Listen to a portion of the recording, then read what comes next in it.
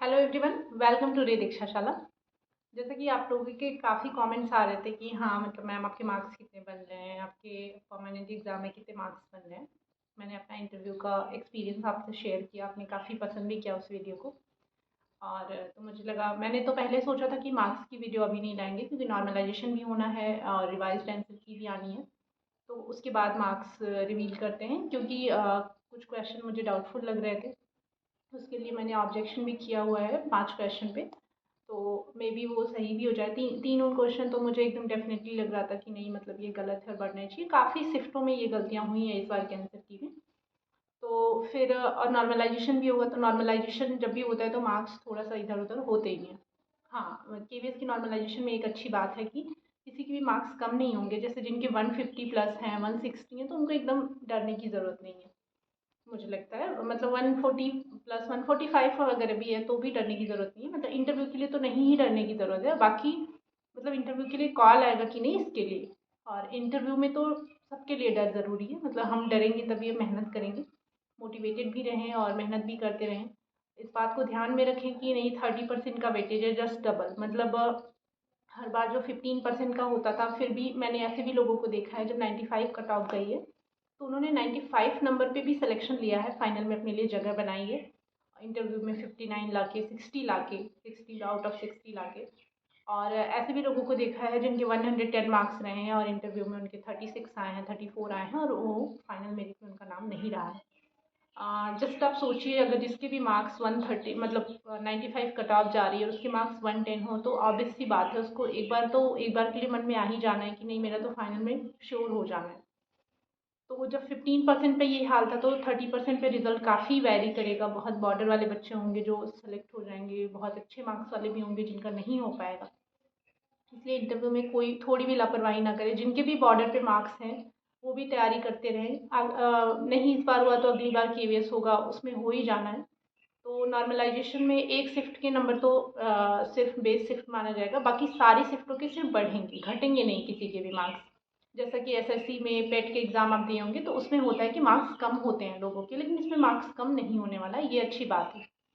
और रही बात मेरे मार्क्स की, तो मेरे अभी अब जो जैसा कि मैंने आंसर की से मिलाया है तो वो 140 मार्क्स बन रही है, जिसमें से मुझे 3 नंबर के चांसेस एकदम डेफिनेटली लग रहा है कि वो 3 नंबर तो बढ़ने ही चाहिए।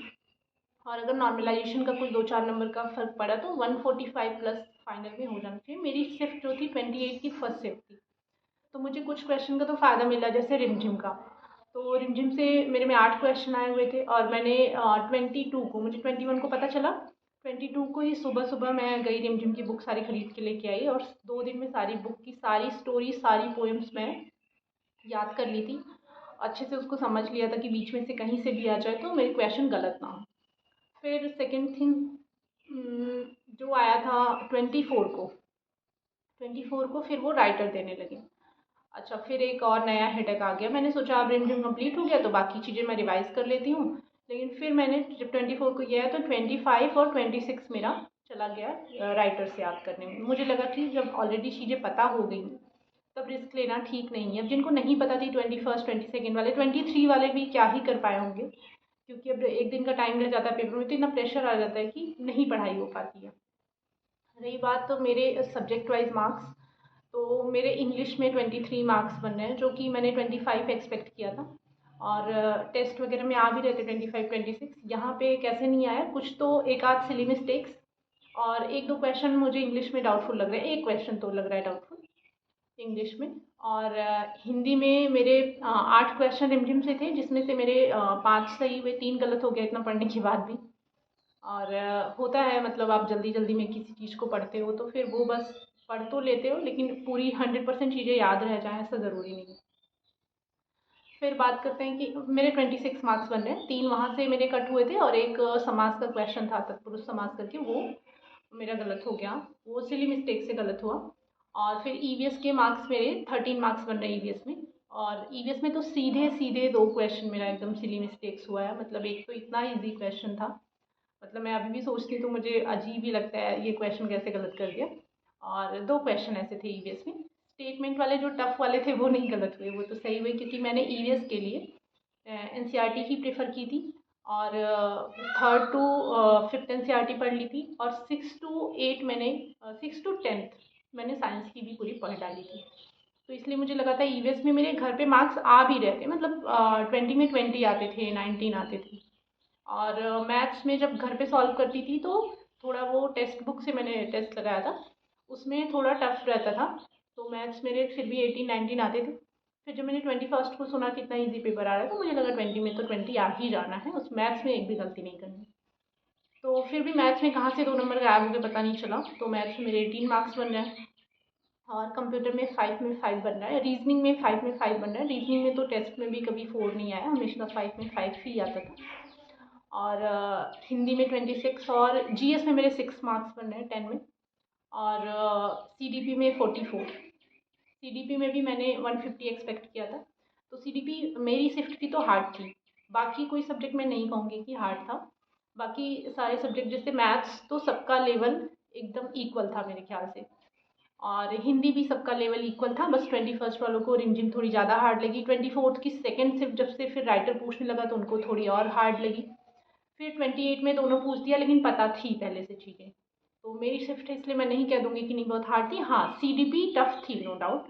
सीडीपी इसलिए टफ थी क्योंकि उसमें डायरेक्ट क्वेश्चन, जो बाकी शिफ्टों में जैसे डायरेक्ट क्वेश्चन आते हैं नीपी से, आरटी से, ये सारे क्वेश्चन उन्होंने पूछे ही नहीं। सब स्टेटमेंट बेस्ड क्वेश्चन, सब सिचुएशन बेस्ड क्वेश्चन, उन्होंने ऐसे ऐसे क्वेश्चन किया था। तो मुझे लग रहा था 50 आ जाएंगे, लेकिन 44 मार्क्स आए मेरे, टोटल 140 बन रहे हैं। तो मैं इंटरव्यू की प्रिपरेशन अपनी कर रही हूँ, और डेमो टीचिंग की प्रैक्टिस भी कर रही हूँ। अगर आप लोगों की भी डिमांड होगी तो अपने डेमो टीचिंग के वीडियो आपसे भी शेयर करूँगी। और जैसा कि केवी का भी कल्चर है कि सीखना और सिखाना, पूरी लाइफ इंसान सीखता ही रहता है, तो इसी प्रोसेस को आगे ले चलते हुए हम साथ में इंटरव्यू की प्रिपरेशन करते हैं। जिनके 120 प्लस मार्क्स हैं, मुझे लगता है सबको प्रिपरेशन करनी चाहिए। 115 भी आपके बनने हैं तो नॉर्मलाइजेशन में हो सकता है आपकी शिफ्ट अगर टफ रही हो, स्टार्टिंग की शिफ्ट के देखिए नंबर बढ़ने तो चाहिए, क्योंकि तब रिमझिम का 5-5 6-6 क्वेश्चन का लॉस हुआ है, पूरी तरह से लॉस हुआ है। अब किसी का तुक्का मतलब एक आध लग गया हो तो वो कोई खास मैटर नहीं करता है। मोस्टली लोगों का मतलब पूरा ही गलत हो गया। हिंदी में लोग 30 में 27 एक्सपेक्ट कर रहे थे, 30 में 25 एक्सपेक्ट कर रहे थे, और आके 20 पे अटक गए, तो वो चीज़ें हुई हैं थोड़ा लोगों के साथ, तो उसका भी इम्पैक्ट पड़ना है। और रही बात इंटरव्यू की तैयारी की, तो हम अगर इंटरव्यू की तैयारी करते हैं तो हमारा नुकसान नहीं है। और इंटरव्यू में भी हम पढ़ाई की भी चीज़ें, मतलब ये जो थ्योरी पोर्शन है वो भी पढ़ेंगे। जैसे कि सीडीपी का हुआ तो एनईपी 2020, जो भी नए नए स्कीम्स हैं एजुकेशन से रिलेटेड, जितनी एजुकेशनल पॉलिसी है, तो ये सब पढ़ेंगे। तो अगर नेक्स्ट केवीएस होता है या DSSS के एग्ज़ाम आने वाले हैं, तो उसके लिए आपको बहुत काम आने वाला है। और अगर आपके बॉर्डर पे मार्क्स हैं, आपने इतनी मेहनत कर दी कि इंटरव्यू में आपके 60 में 60 आ गए, तो आप पक्का फाइनल में सिलेक्शन पा सकते हैं। और देखिए, हमारा अल्टीमेट गोल यही है कि हमें फाइनल में जगह बनानी है। सिर्फ इंटरव्यू के लिए कॉल आ जाए, ये तो हमारा गोल नहीं है कि सिर्फ इंटरव्यू के लिए कॉल आ जाए। इंटरव्यू के लिए कॉल आके फाइनल में नहीं आता तो फिर कोई मतलब नहीं है उस बात का, बल्कि और ज़्यादा परेशान होंगे हम। जो इंटरव्यू में जिसके कॉल नहीं आते, वो चलो एटलीस्ट एक यूनिडायरेक्शनल होकर DSSS की तैयारी कर लेगा। सामने DSSS की भी वैकेंसीज आने वाली हैं, तो उसके लिए भी पढ़ते रहें थोड़ा थोड़ा, साथ में इंटरव्यू की भी तैयारी करते रहें, क्योंकि आप पूरे दिन डेमो टीचिंग नहीं कर सकते हैं। तो मुश्किल से 1 घंटा, आधा घंटा, कोई 10 मिनट, खुद के लिए 10 मिनट निकालें डेमो टीचिंग के लिए। आपको अजीब लग रहा है, थोड़ा वियर्ड लग रहा है, तो कोई छोटा बच्चा नहीं है आपके घर में तो मम्मी को बुला के, या ऐसे ही कोशिश करिए कि ऐसे खाली रूम में ऐसे ही एज्यूम करके बच्चों को, वो हम डेमो टीचिंग की वीडियो लाएंगे तो आपको देख के थोड़ा सा आइडिया लग जाएगा। बट डेमो टीचिंग इस बार 30 मार्क्स का है, तो वो पूरा आपके हाथ में है। मतलब उसमें आपको इंटरव्यूअर से, देखिए इंटरव्यू में होता है कि आपका लक, पैनल कैसा मिल गया, उसने आपसे कैसा क्वेश्चन पूछा, सब कुछ आप नहीं पढ़ के जा सकते। लेकिन इस बार जो 30 मार्क्स है ना, वो आपके पूरे पूरे आपके हाथ में है।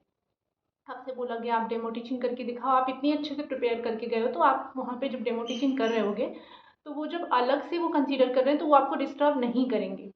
तो वो आपके 30 मार्क्स पूरे हाथ में हैं। बच्चे 30 मार्क्स, वो आपके लक पे भी थोड़ा डिपेंड करता है, पैनल के मूड पे डिपेंड करता है, आपका स्टार्टिंग में हुआ कि लास्ट में हुआ, इस पर भी थोड़ा डिपेंड करता है। तो वो काफ़ी चीज़ों पे 30 नंबर आपके डिपेंड करते हैं, लेकिन ये 30 नंबर आपके हाथ में। मैं जब केवी गोमती नगर में गई थी, वहाँ पे एक टीचर ने बताया, मेरी एक फ्रेंड थी, उनके 135 मार्क्स बन रहे थे, तो उन्होंने एक टीचर से पूछा कि सर यहाँ का इंटरव्यू तो मेरा अच्छा नहीं गया, तो वहाँ क्या होगा? तो बोले यहाँ पे तो देखिए बच्चे इतने ज़्यादा बच्चे हो गए हैं कि सिर्फ यहाँ पे इनको है कि कितनी जल्दी कर ले, यहाँ पे इनका ये टारगेट है। वहाँ ऐसा नहीं है, वहाँ उनको फाइनल में सेलेक्ट करना है लोगों को। तो वहाँ पे वो ज़रूर आपको अच्छे से एनालाइज करेंगे, मतलब आपका अच्छा खासा इंटरव्यू चलेगा, आपको प्रॉपर टाइम देंगे, इतनी जल्दी में नहीं रहेंगे। और रही बात फिर हम लोगों ने लैंग्वेज के लिए बोला कि मतलब बाइलिंगुअल होगा, कि बोले यूपी में तो बाइलिंगुअल चलता है, और यूपी में लखनऊ में ही होता है यूपी वालों का। तो अगर लखनऊ में हुआ तो बाइलिंगुअल चलेगा, फिर भी अगर कहीं और 2 बार से तो यही हो रहा है, लेकिन इस बार अगर कुछ नया होता है, कहीं और जाता है, तो उसका कुछ कहा नहीं जा सकता। लेकिन आप लोग इतनी कोशिश करिए कि आपका जो डेमो टीचिंग वाला है उसमें आपका 25+ मार्क्स आ जाए, और वो आपके पूरे हाथ में है। जैसे हर बार पूरे 60 मार्क्स इंटरव्यूअर के हाथ में होता था, आपके हाथ में एक भी मार्क्स नहीं होता था। लेकिन इस बार 30 मार्क्स आपके हाथ में है, आप माने या ना माने, तो बचते हैं 30 मार्क्स उनके हाथ में। अगर डेमो टीचिंग आपकी अच्छी गई, आपको सेपरेट मार्क्स देंगे। तो डेमो टीचिंग के साथ साथ आप कुछ कॉमन टॉपिक जो भी हैं सीडीपी से रिलेटेड, और 50-60 क्वेश्चन की लिस्ट बनाइए कि हाँ जो एकदम एक्सपेक्टेड ही है। जैसे इंट्रोडक्शन एक्सपेक्टेड है, और आपके नाम की मीनिंग, जैसे इंट्रोडक्शन में आप नाम बताते हैं तो आपके नाम की मीनिंग भी एक्सपेक्टेड है। फिर आप जिस डिस्ट्रिक्ट से बिलोंग करते हैं, जैसे जो लखनऊ से हैं तो लखनऊ की काफ़ी हिस्ट्री जुड़ी रही है। तो फिर लखनऊ से आप जो भी हिस्टोरिकल प्लेसेस हैं, जो भी टूरिस्ट प्लेसेस हैं लखनऊ में, और जिससे भी हिस्ट्री जुड़ी हुई है, वो सारी चीज़ों के बारे में आप अपने डिस्ट्रिक्ट के बारे में गूगल कर लें, और उसको एक जगह नोट डाउन कर लें, अपने नाम की मीनिंग, और अपने हॉबी से रिलेटेड कि अपने हॉबी को मतलब आप कितना टाइम देते हैं। जैसे आपने कह दिया हाँ मेरी ये हॉबी है, तो वो ज़रूर जानना चाहेंगे कि आपकी हॉबी है, तो ज़रूर आप इस पे टाइम देते होंगे, और आप टाइम देते होंगे तो आपको अच्छे से आता भी होगा। तो इन सब चीज़ों पे वर्क करें थोड़ा, और डे बाय डे खुद को डेवलप करें, और इंटरव्यू अच्छा ही होगा। प्रिपरेशन करते रहें, मार्क्स के बारे में ना सोचें, क्योंकि देखिए रिज़ल्ट कोई नहीं जानता है कि कितने नंबर वालों को कॉल आ जाए। कट ऑफ के बारे में भी ना सोचें, और पढ़ाई कभी भी बेकार नहीं जाती है। अगर आप यहाँ प्रिपरेशन करते हैं, नहीं आता है, तो ऐसा नहीं कि केवीएस दोबारा नहीं होगा, केवीएस फिर होगा। ऐसे बहुत लोग हैं जिनको मतलब एक बार नहीं सिलेक्शन मिला केवीएस में, उन्होंने दोबारा एग्ज़ाम दिया और बहुत अच्छे नंबर से पास हुए, तो ऐसी भी पॉसिबिलिटी है। तो मिलते हैं नेक्स्ट वीडियो में, और आप हमें कमेंट सेक्शन में ज़रूर बताइएगा कि डेमो टीचिंग में मैं किस टॉपिक पे वीडियो लेके आऊँ। Thank you, all the best for the interview.